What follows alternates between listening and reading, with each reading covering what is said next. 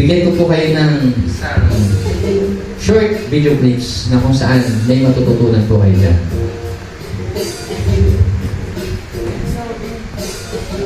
Ano tayo ba rin? Hindi mo naman ako kumain.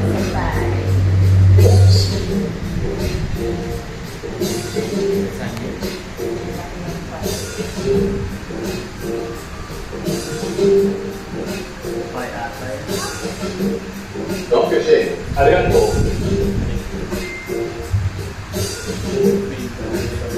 Oh, I could. Well, maybe just a bite.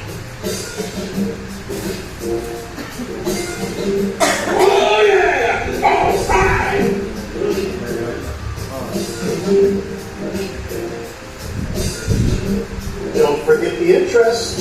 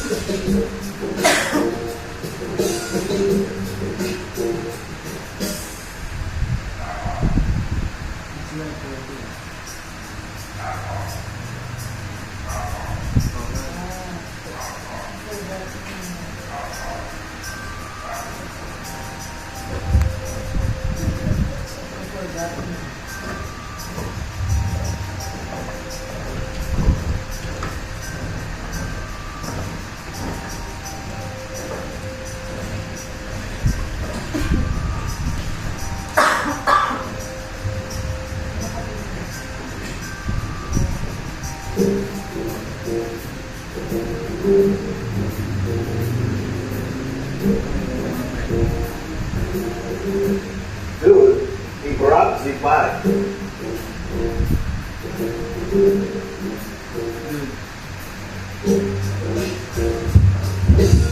So what is the lesson? Ha?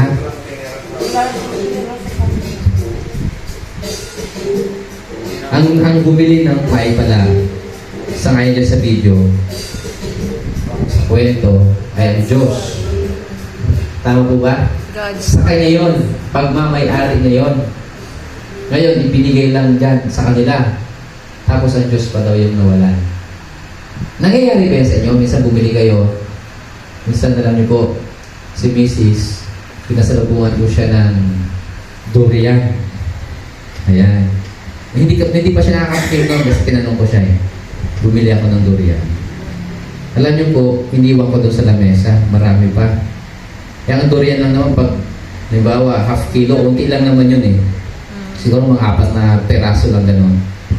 Ang ugali ko kasi pag galing akong labas, nagsisiyar ako to refresh, dumudumi, nag-shower.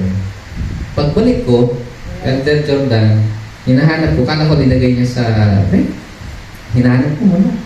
Sabi ko yung durian, ubus na. Kala niya kasi marami, kumain ako kasi uunti lang yun eh. Hindi niya alam, yun lang yun. Alam niyo yung takam na takam ka na, yung bang na-i-imagine mo, pagkatapos balik ko, kakain ako, magre-relax. Nabitin, tapos bigla naubos. Talagang nawala yung pagkapastor ko eh. Bakit inubos mo? Sabi ko, napagsabihan ko nang makasarili ka talaga. Alam mo yung word na nagtampo sa akin, sabi makasarili ka talaga eh. Tumahimik eh. Ito yung maalala ko eh. Natatawa lang ako. Kasi talaga, ang point doon, minsan, nararanasan ng Diyos na siya pa yung nawawalan. Kung tayo nakakaranas nun, mas nararanasan niya. He created us. He gave us all things what we need. Pero sometimes, or hindi lang sometimes, Most of the time. most of the times, wala tayong itinitira at tinalaan para sa Kanya. Yan ang sadness sa lahat. Minsan kahit ka unti na lang eh, okay pa yung education, nakita nyo, binili na yan eh.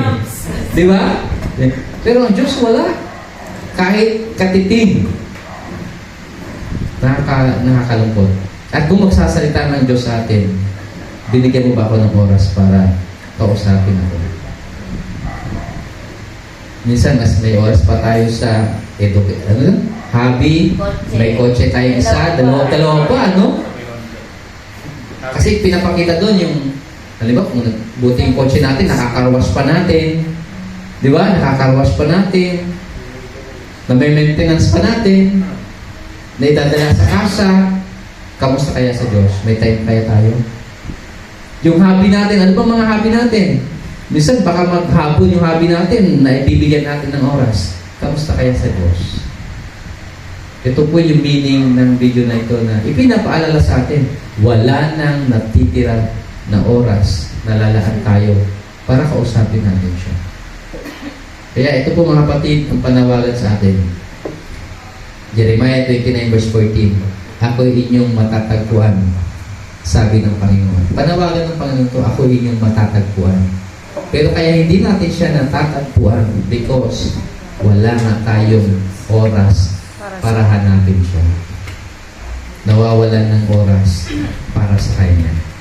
Kaya mga kapatid, patuloy po, sabi ng Jeremiah 33 verse 3, tumawag ka sa akin at ako'y sasagot sa iyo at magsasabi sa iyo ng mga dakila at makapangyarihang bagay na hindi mo nalalaman.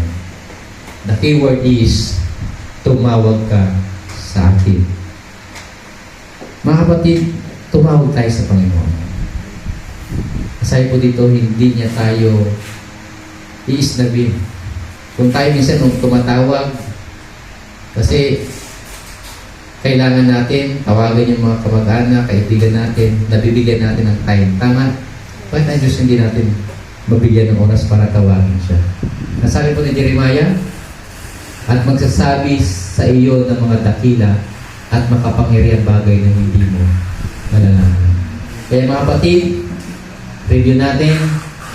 Pag sinabi pong PED, number 1, prayer is personal, relationship to God. Prayer is, Essential. and then the last, Pray at all times. Happy Sabbath po mga kapatid. Pagpalain po.